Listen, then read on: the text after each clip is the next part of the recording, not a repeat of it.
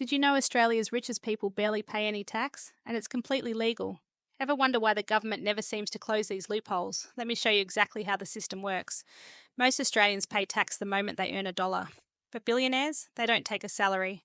No salary means no income tax. Instead, their money is tied up in stocks, businesses, and assets, things that aren't taxed until they're sold. So, how do they afford their mansions, yachts, and private jets?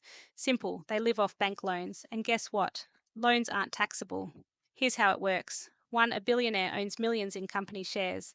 2. Instead of selling and paying tax, they go to the bank and take out a massive loan using their shares as collateral.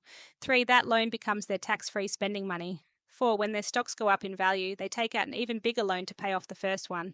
5. This cycle repeats forever. They never sell shares, never trigger capital gains tax, and never declare income. Here's an example. Let's say a billionaire owns 500 million in shares. They take out a $10 million loan to live on. A year later, their stock jumps to $600 million, so they take out a $20 million loan and pay off the first one. The result? They live in luxury and pay zero income tax, while everyday Australians get taxed on every paycheck. Now, you might be thinking, why doesn't the government close this loophole?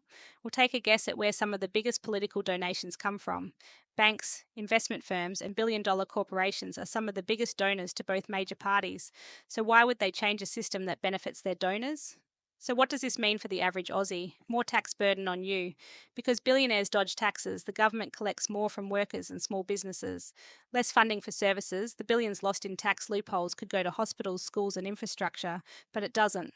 And the worst part is just the beginning. In part 2, I'll show you how big corporations use a different trick, one that lets them pay tax on only a fraction of their profits.